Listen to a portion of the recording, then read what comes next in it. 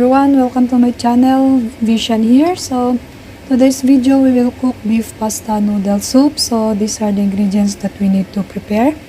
I prepared already the onion, the ginger, garlic, and the beef here, and I also boiled the pasta. So, and of course we need the dark soy sauce, the light soy sauce, and this is the soybean paste product from Korea. We will use this one for the soup paste.